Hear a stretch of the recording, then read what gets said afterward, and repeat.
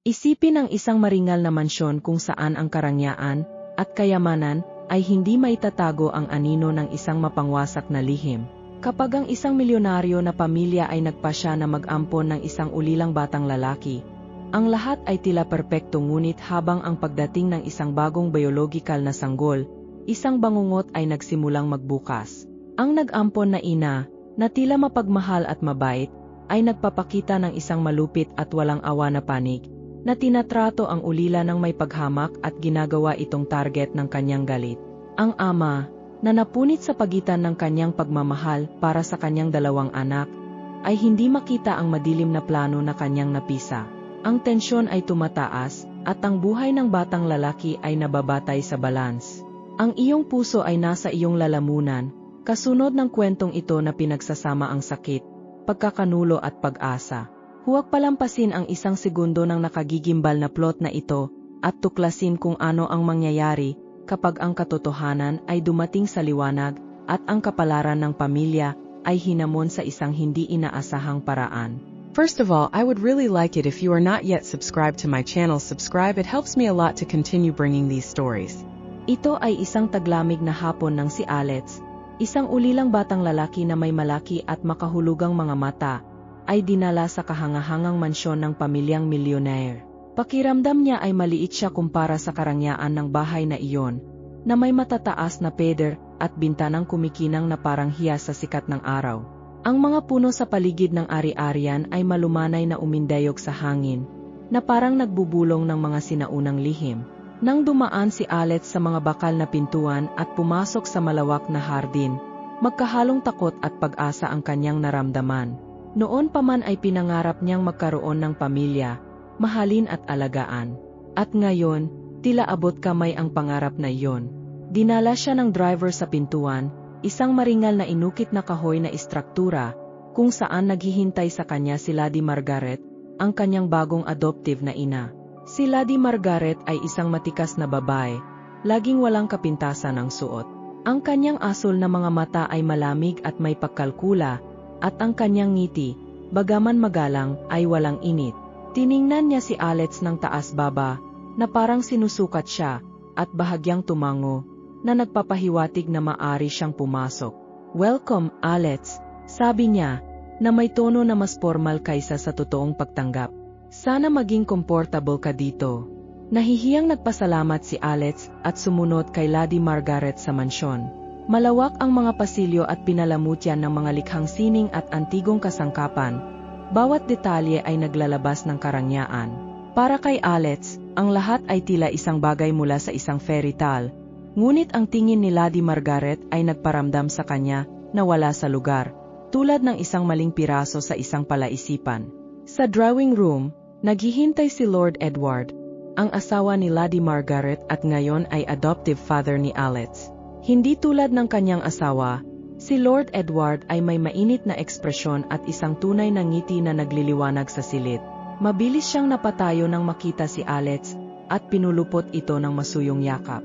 "Alex, welcome to our family," sabi ni Lord Edward. "Punoing emosyon ang boses. Sana feel at home ka dito." "Marami kaming pagmamahal na ibibigay sa'yo." Medyo gumaan ang pakiramdam, gumanti ng yakap si Alex.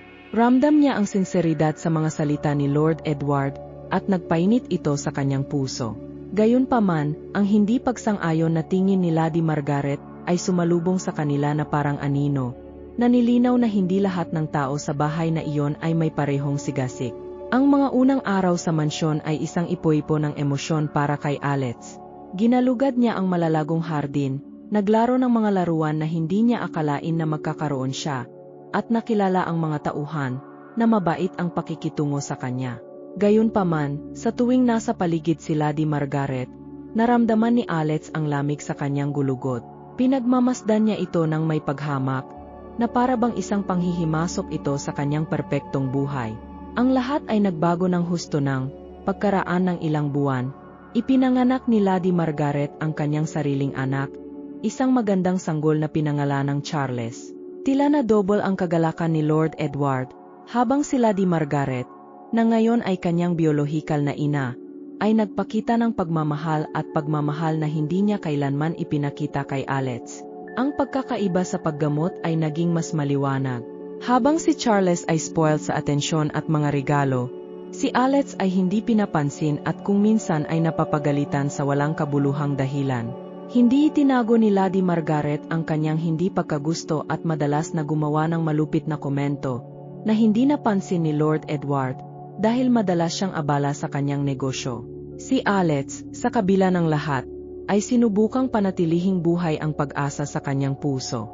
Kumapit siya sa mga sandaling kasama niya si Lord Edward, na tinuring siyang parang tunay na anak. Gayunpaman, ang anino ng pagtanggi at paghamak ni Lady Margaret ay palaging naroroon, na ginagawa ang kanyang buhay sa mansyon na pinaghalong panaginip at bangungot. Habang sinusubukang hanapin ni Alex ang kanyang lugar sa pamilyang iyon, hindi niya alam na si Lady Margaret ay nagsisimula ng magplano ng paraan para mawala siya ng tuluyan. Hindi niya pinapayagan ang kanyang biological na anak na ibahagi ang pagmamahal at atensyon ni Lord Edward sa isang ulila. At kaya, isang madilim na balangkas ang nagsimulang mabuo sa Millionaire Mansion, na inilagay sa panganib ang kinabukasan at kaligayahan ni Alex. Magiliw na sumikat ang araw sa mga kurtina ng Millionaire Mansion sa espesyal na umaga na iyon. Ang mahinang huni ng mga ibon na umaawit sa hardin ay tila nagpapahayag ng pagdating ng isang bagong araw na puno ng mga inaasahan. Manganganak na si Lady Margaret, at ang manor ay nasa siklab ng mga paghahanda. Ang mga empleyado ay tumakbo mula sa isang lugar patungo sa isa pa. Inaayos ang bawat detalye para sa pagdating ng bagong miyembro ng pamilya. Nang sa wakas ay isilang na si Bobby Charles, parang may bagong ilaw na binuksan sa bahay. Si Lord Edward ay nagniningning sa kaligayahan, hawak ang kanyang anak sa kanyang mga bisig na may ngiti na lumiwanag sa kanyang mukha. Siya ay perpekto, Margaret, sabi niya, lumipat.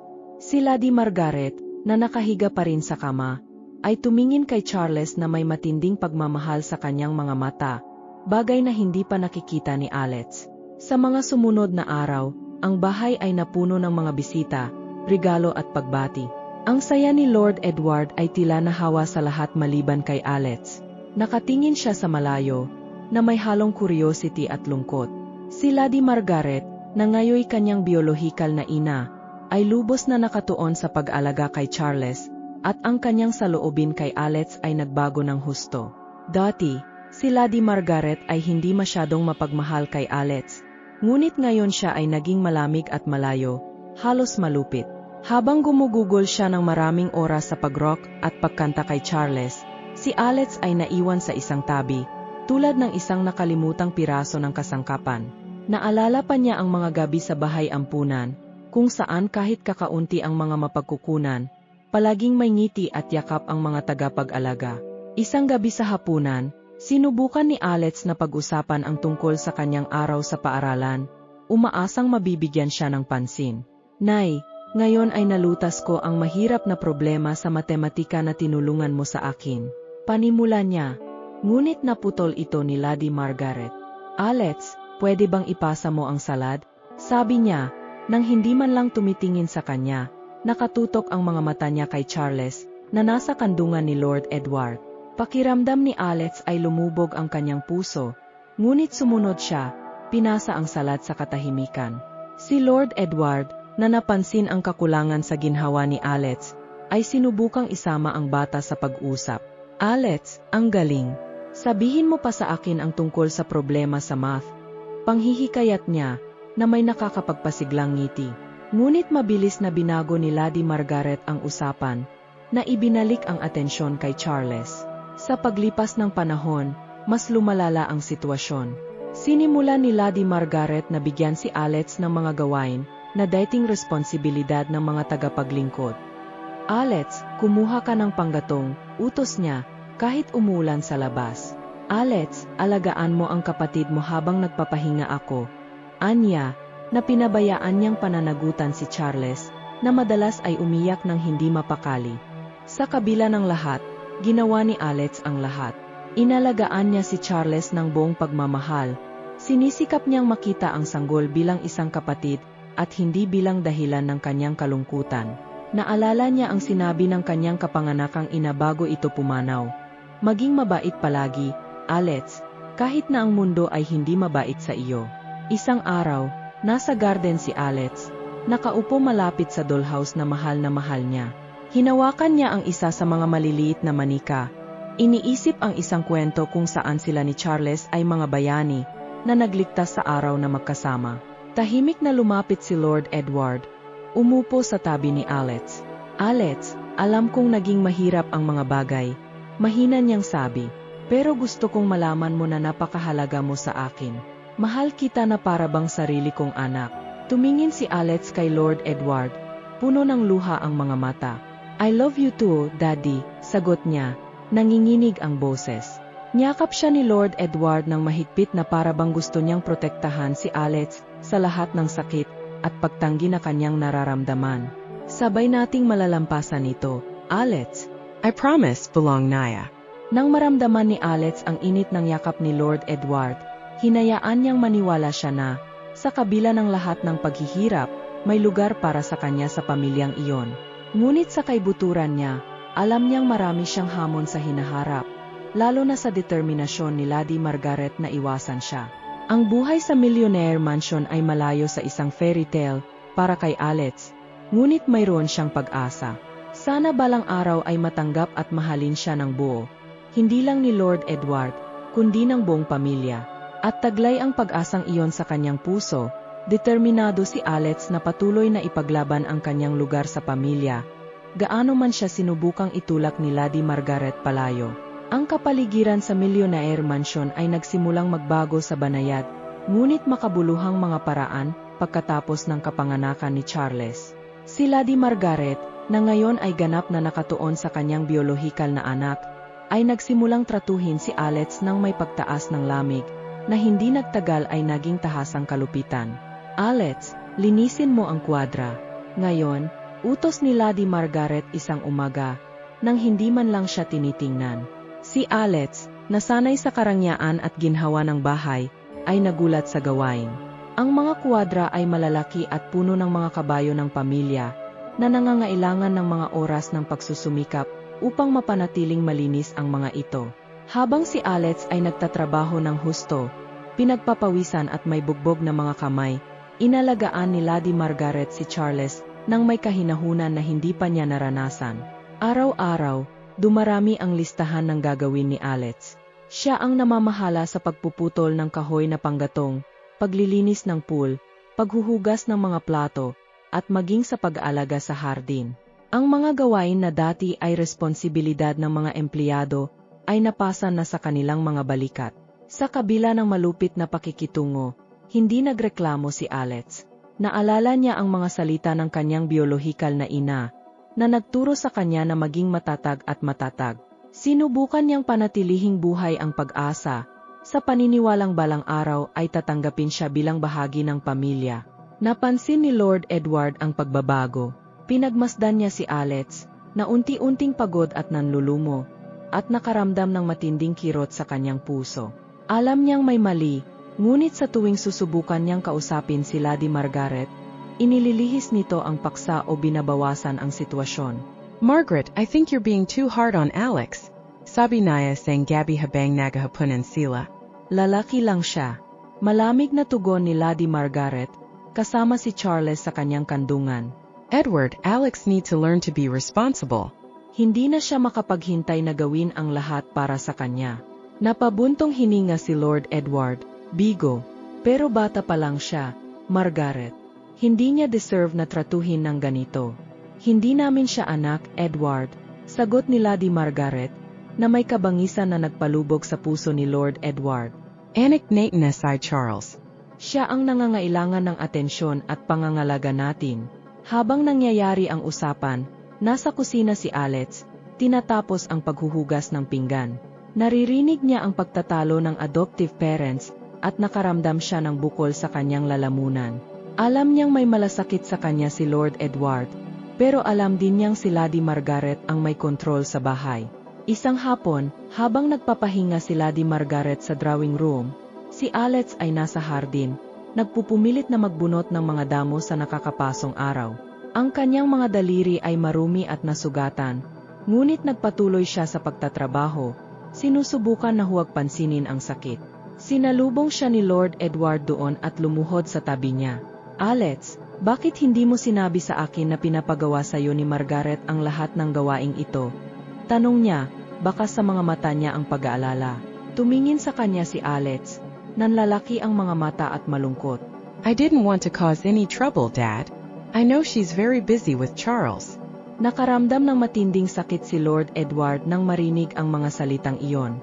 Niyakap niya si Alex, ramdam niya ang bigat ng responsibilidad. You don't deserve this, Alex. Kakazaping kayo ulit si Margaret. I promise things will be better. Ngunit determinado si Lady Margaret. She saw Alex as a estorbo, someone who took away the attention that should be exclusive to Charles. Nagsimula siyang maghanap ng mga paraan upang parusahan si Alex sa anumang maliit na pagkakamali. Kung nag-iwan siya ng maruming ulam o nakalimutang gumawa ng mga gawaing bahay, pinarusahan siya ng mahigpit. Isang araw, nang aksidenteng natapon ni Alex ang juice sa hapagkainan, sumabog si Lady Margaret. Paano ka naging clumsy? Sigaw niya. Pumunta ka sa kwarto mo, walang hapunan. Tumakbo sa kwarto niya si Alex na puno ng luha. Humiga siya sa kama, niyakap ang kanyang unan, pilit na pinipigilan ang kanyang mga hikbi. Pakiramdam niya ay nag-isa at walang magawa, ngunit nagniningning pa rin ang pag-asa sa kanyang puso. Alam niyang mahal siya ni Lord Edward at naniniwala siyang balang araw ay magbabago ang lahat. Nang sumapit ang gabi sa Millionaire Mansion, nanatili si Lord Edward sa kanyang opisina, nag-isip ng paraan para protektahan si Alex. Alam niyang kailangan niyang kumilos, ngunit malakas ang impluensya ni Lady Margaret. Kailangan niyang gumawa ng paraan para matiyak na tinatrato si Alex ng pagmamahal at paggalang na nararapat sa kanya. Mahirap ang sumunod na mga araw, ngunit nakahanap ng lakas si Alex sa maliliit na kabaitan ni Lord Edward. Bawat ngiti, bawat salita ng paghihikayat, ay parang mga ilaw sa dilim. At bagamat patuloy siyang tinatrato ni Lady Margaret ng malupit, nangako si Alex sa sarili na hindi siya susuko. Alam niyang masusupil pa rin ang kanyang lugar sa pamilyang iyon, at buong lakas niya itong ipaglalaban. Nagsimulang maging totoong bangungot ang mga araw ni Alex sa Millionaire Mansion.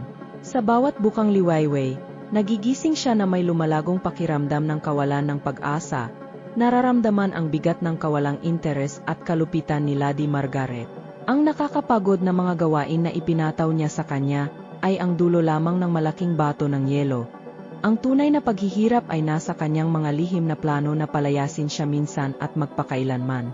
Si Lady Margaret, na ngayon ay lubos na sumisipsip sa pag-ibig para sa kanyang biolohikal na anak, si Charles, ay nakita si Alex bilang isang balakid. Hindi niya gustong ibahagi ang atensyon ni Lord Edward, o ang pamana ng pamilya, sa isang batang lalaki na hindi niya talaga tinanggap. Araw-araw, mas naging determinado siyang humanap ng paraan para alisin si Alex sa kanilang buhay. Isang gabi, habang natutulog ang lahat, nakipagkita si Lady Margaret sa kanyang pribadong abogado sa parlor ng mansyon. Nakasara ang mga kurtina at ang silid ay nasisilayan lamang ng malambot na liwanag ng mga kandila. Kailangan nating gumawa ng paraan para mapaalis si Alex. Bulong niya, na may nakakatakot na lamig. Gusto kong humanap ka ng boarding school, o bahay ampunan, kahit saan na maaring magbalik sa iyo. Tumango ang abogado, isang lalaking masungit ang mukha at nagkalkula ng mga mata. Yes, ma'am. I'll start looking immediately. Sagat Naya, habang sinusulat ang instructions. Samantala, si Alex, na hindi alam ang masamang plano ni Lady Margaret, ay sinubukang manatiling matatag. Kumapit siya sa mga sandali ng pagmamahal at suporta mula kay Lord Edward, na sa kabila ng pagiging abala sa kanyang mga responsibilidad, ay hindi tumitigil sa pagpapakita ng pagmamahal sa bata. Isang maaraw na hapon, dinala ni Lord Edward sina Alex at Charles para mamasyal sa park. Sabay silang tumakbo at naglaro at nagtawanan, at sa maikling sandali, nadama ni Alex na bahagi siya ng isang tunay na pamilya. Ngunit ang mga sandaling ito ng kaligayahan ay nagambala ng madilim na katotohanan ng mansyon. Nagpatuloy si Lady Margaret sa paghahanap ng mga paraan para parusahan si Alex. Minsan ay maling inakusahan niya si Alex ng pagbasag ng isang mahalagang porselana na figuring. Ito ay hindi katanggap-tanggap, sigaw niya. Ikaw ay clumsy at walang utang na loob. Pumunta ka sa iyong silid at doon manatili hanggang sa magdesisyon ako, kung ano ang gagawin sa iyo. Si Alex, na may luha sa kanyang mga mata, ay tumakbo sa hagdan. Nagkulong siya sa kwarto at humiga sa kama. Dinadama ang bigat ng mundo sa kanyang mga balikat. Alam niyang hindi niya sinira ang statuete. Ngunit alam din niyang walang kwenta ang pakikipagtalo kay Lady Margaret. Determinado siyang makita siyang mabigo. Isang gabi, habang nasa kwarto niya si Alex, may narinig siyang kakaibang ingay na nagmumula sa hallway. Nagtataka, binuksan niya ang pinto at nakita si Lady Margaret na may kausap na lalaki na hindi niya kilala. Nagsalita sila sa mahinang boses, ngunit nagawa niyang marinig ang ilang mga salita na ikinatakot niya. Dadalhin siya bukas, sabi ni Lady Margaret. Ihanda mo ang lahat para mapuntahan niya ang nakakatakot na lugar na iyon. Ayoko na siyang makita. Si Alex, sa sobrang bilis ng tibok ng puso, ay bumalik sa kanyang silid at maingat na isinara ang pinto. Alam niyang si Lady Margaret ang nagsasalita tungkol sa kanya. Naghalo ang takot at kalungkutan, at higit na nag-isa ang pakiramdam niya kaysa dati. Kailangan niyang maghanap ng paraan para makaalis sa sitwasyong ito, ngunit hindi niya alam kung paano.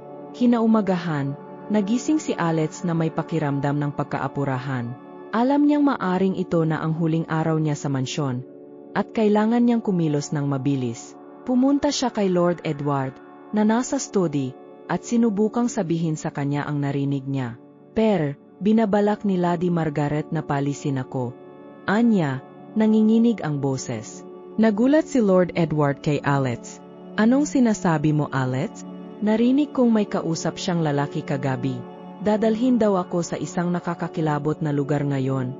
Desperadong paliwanag ni Alex. Kumunot ang noo ni Lord Edward. Sinusubukang iproseso ang impormasyon. Don't worry, Alex. I'll figure out this. Wala kang pupuntahan.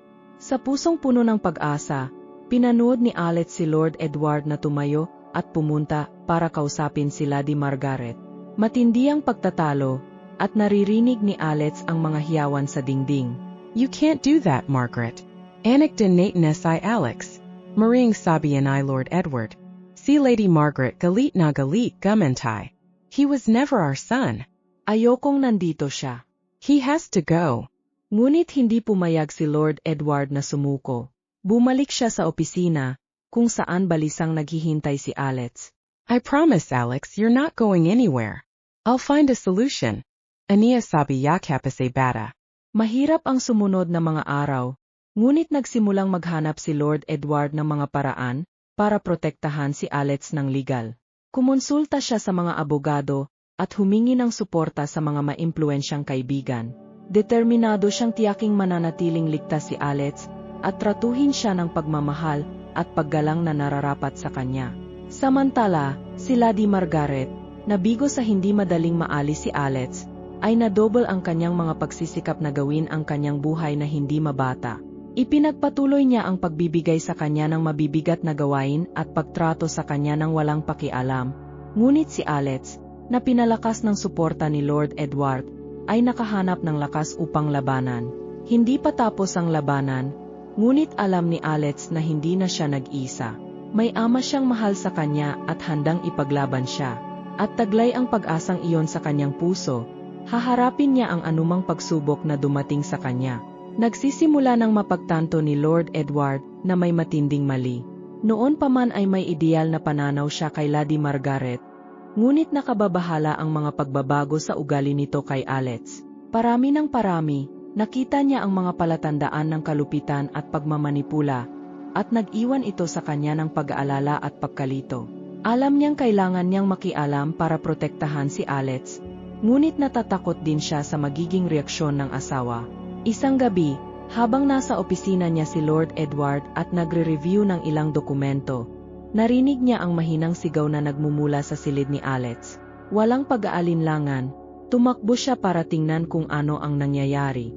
Pagdating niya doon, nadatnan niya si Alex na nakasiksik sa isang sulok, na may mga luhang umaagos sa kanyang mukha, at si Lady Margaret ay nakatayo sa tabi niya, mukhang galit na galit. "Margaret, anong ginagawa mo?" tanong ni Lord Edward. Pakiramdam niya kumukulo ang dugo niya. Nabasag naya ang isang mahalagang flora. Ang gulo ng batang ito, Edward. Hindi tayo maaring magpatuloy ng ganito, sigaw ni Lady Margaret, na itinuro ang mga tipak ng Tsina na nakakalat sa sahig. Hindi iyon makatwiran na tratuhin mo siya ng ganoon, sagot ni Lord Edward, sinusubukang manatiling kalmado. Lumapit siya kay Alex at niyakap ito. Naramdaman ang sakit at takot ng bata. Alex, okay lang. Sabi-sabi nating linisan to. Lalong nagalit si Lady Margaret nang makita ang habag ni Edward.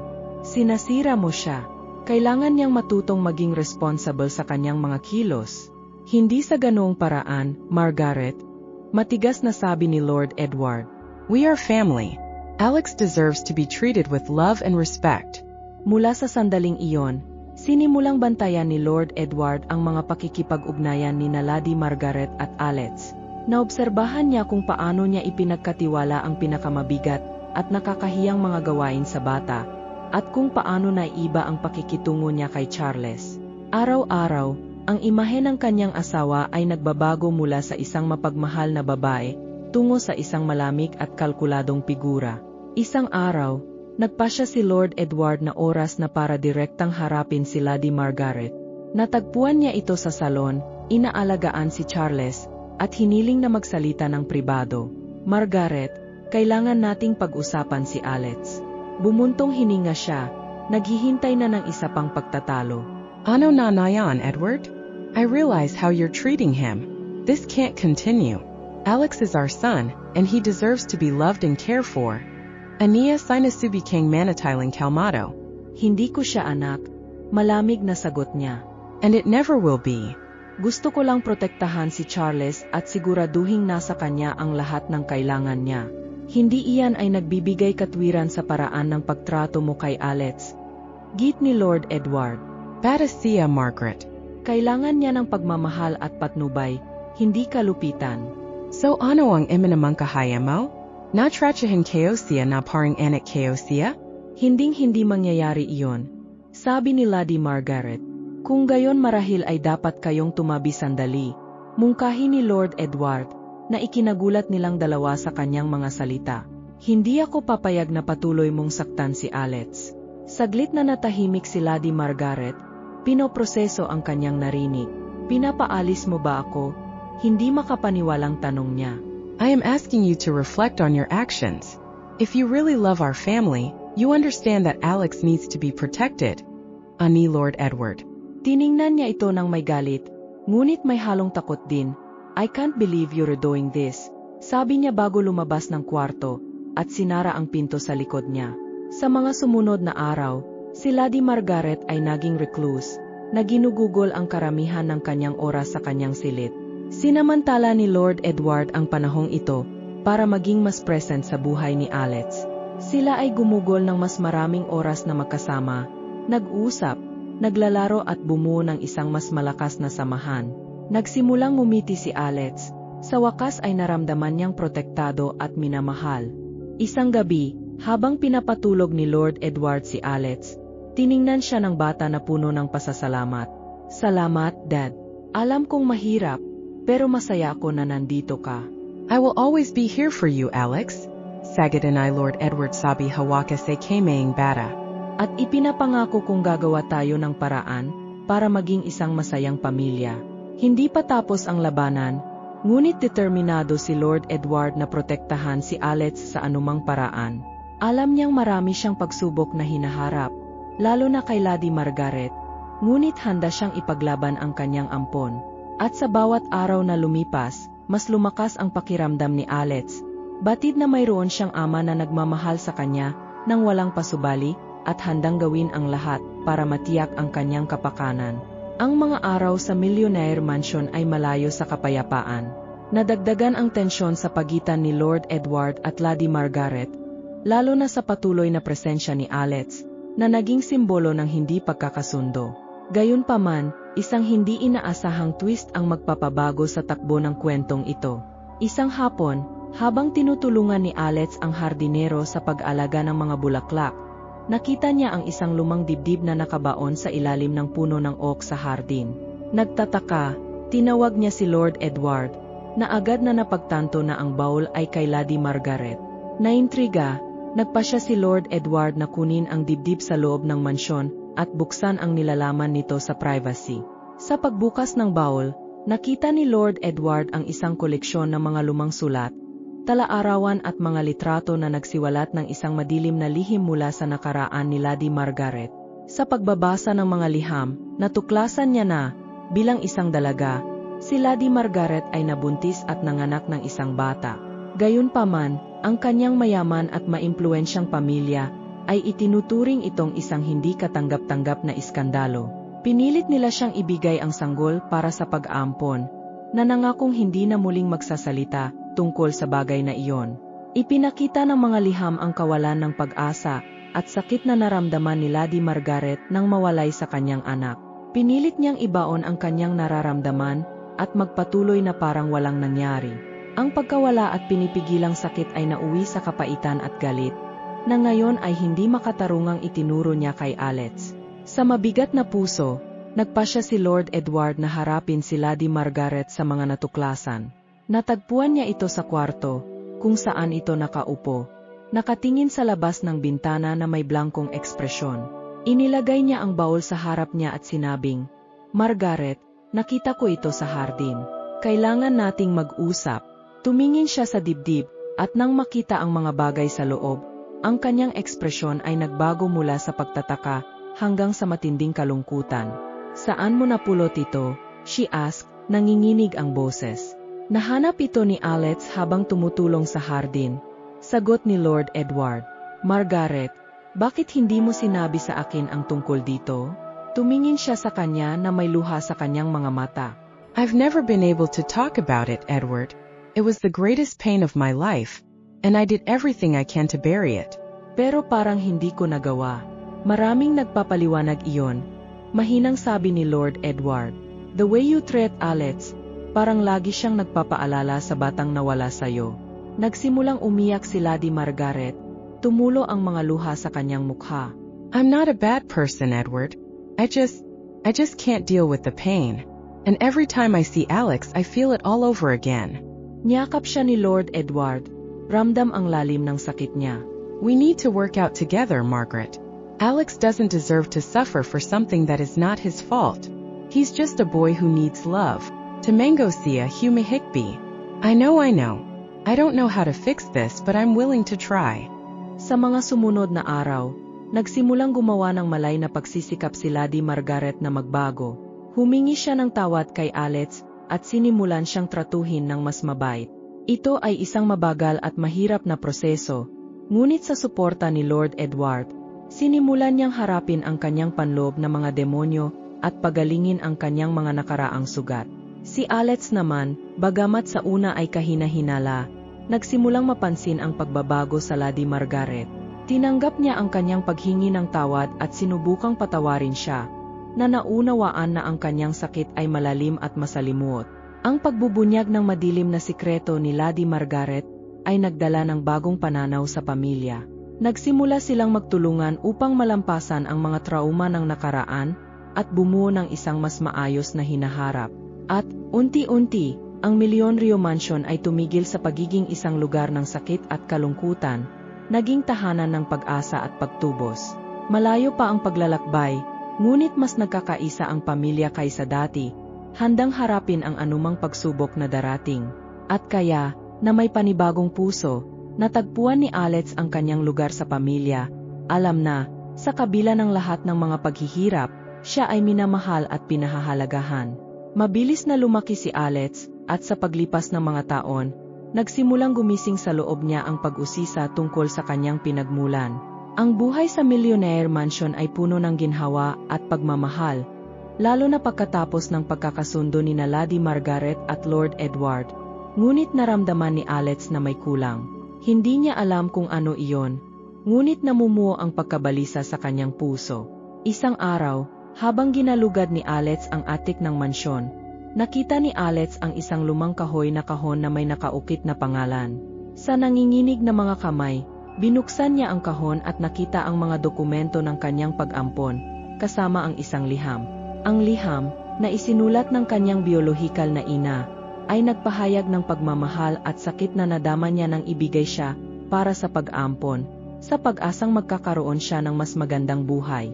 Mahal na Alex.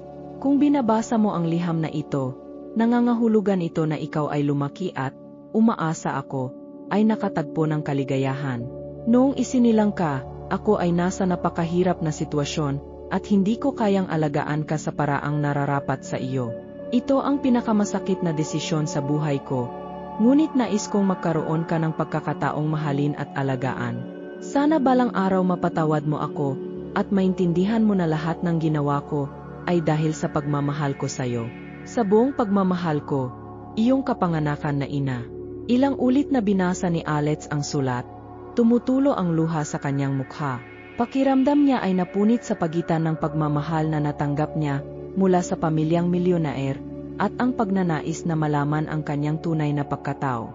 Nagpasya siyang kailangan niyang kausapin ang kanyang mga adoptive parents tungkol sa kanyang natuklasan. Nang gabing iyon, bumaba si Alex na may hawak na kahon at nakita niya sina Lady Margaret at Lord Edward sa drawing room. Magkasama silang nakaupo, nagbabasa ng libro. Lumapit si Alex at inilagay ang kahon sa mesa sa harapan nila. I found this in the attic. Ania, nanginginig boses. Ito ay tungkol sa aking pag-ampon. Nagpalitan ng nag-alalang tingin sina Lady Margaret at Lord Edward. Si Lady Margaret ang unang nagsalita. Alam namin na darating ang araw na ito, Alex. Wala kaming gustong itago sa iyo. Gusto naming maghintay hanggang sa maging handa ka nang malaman ang katotohanan. Huminga ng malalim si Alex at sinabing, binasa ko ang sulat. Alam kong mahal ako ng aking kapanganakan na ina, at gusto niya ang pinakamahusay para sa akin. Ngunit hindi ko alam kung ano ang gagawin ko ngayon. Pakiramdam ko ay napunit ako sa pagitan ng pagmamahal na mayroon ako para sa iyo at kailangan kong maunawaan kung sino talaga ako. Lumapit si Lord Edward at ipinatong ang kamay sa balikat ni Alex. Anak, unconditional ang pagmamahal na nararamdaman namin para sa iyo. Walang magbabago niyan. Naiintindihan namin na gusto mong malaman ang iyong pinagmulan at susuportahan namin ang anumang desisyon na gagawin mo. Si Lady Margaret, na may luha sa kanyang mga mata, ay nagsabi, Alex, alam kong hindi ako perpektong ina noong una, ngunit naging mahalagang bahagi ka ng aming pamilya. Gusto kong malaman mo na nandito kami para sa iyo, hindi. Kate Ano. Isang alon ng pasasalamat at ginhawa ang naramdaman ni Alex. Thank you, Mom. Thank you, Dad. I love you. Kailangan ko lang maintindihan pa ang kwento ko. Sa mga sumunod na araw, nagsimulang mag-imbestiga si Alex tungkol sa kanyang biolohikal na ina. Sa tulong ni Lord Edward, nahanap niya ang ilang mga pahiwatig na maaring humantong sa kanya. Ang paghahanap ay mahaba at puno ng mga hadlang, ngunit determinado si Alex. Sa wakas, nakahanap ng address si Alex. Naglakbay siya sa isang maliit na bayan sa kanayunan, kung saan, ayon sa kanyang natuklasan, nakatira ang kanyang biolohikal na ina. Sa sobrang kabog ng puso, lumapit siya sa isang maliit na bahay at kumatok sa pinto. Isang medyo may edad na babae ang nagbukas ng pinto. Tumulo ang luha niya nang makita si Alex. Ikaw ba si Alex? Tanong niya na may halong emosyon ang boses. Sagot ni Alex na may halong kaba at saya. Ako na. Nakuha ko na ang sulat mo. Hinila niya si Alex sa isang mahigpit na yakap. Oh my darling. Araw-araw kitang iniisip. I've dreamed of this moment for so many years. Nakaramdam ng matinding emosyon si Alex. Naisip din kita. At gusto kong mas maintindihan ang ating kasaysayan. Sa sumunod na mga araw, ginugol ni Alex ang oras na kilalanin ang kanyang ina. Sinabi niya sa kanya ang mga kwento tungkol sa kanyang kabataan, ang kanyang mga paghihirap at ang napakalaking pagmamahal na nadama niya para sa kanya. Sinimulan niyang maunawaan ang mga pangyayari na nagbunsod sa kanya upang ibigay siya para sa pag-ampon at nadama ang isang malalim na koneksyon sa kanya. Pagbalik niya sa Millionaire Mansion, payapa na si Alex sa kanyang sarili. Natuklasan niya ang kanyang pinagmulan at, kasabay nito, pinatibay ang ugnayan sa kanyang pamilyang umampon. Pakiramdam niya ay kumpleto siya. Alam niyang mahal siya kahit saan. Nalaman ni Alex na ang tunay na pamilya ay binubuo ng mga nagmamahal at nagmamalasakit sa atin, anuman ang mga kalagayan. At kaya, nagpatuloy siya, dala ang pagmamahal ng kanyang kapanganakan na ina, at ang walang tigil na suporta ng kanyang mga magulang na umampon, namumuhay ng isang buhay na puno ng pag-asa, pagkakaunawaan at pagkakaisa. At sa gayon, ang katotohanan tungkol sa pamilyang milyonere ay lumalabas, na nagpapakita ng lakas at katatagan na hindi naisip ng sinuman. Si Alex, na humaharap sa napakalaking hamon, ay nakahanap ng landas tungo sa pag-asa at pagkakasundo, habang ang mga buklod ng pamilya ay sinusubok at pinatitibay. Kung naantig ka sa kwentong ito ng pagtagumpayan at pagtuklas, mag-subscribe sa aming channel para sa mas nakakaengganyo at nakaka-inspire na mga salaysay. Sumali sa amin at huwag palampasin ang alinman sa mga susunod na kwentong umaantig sa puso at humahamon sa kaluluwa.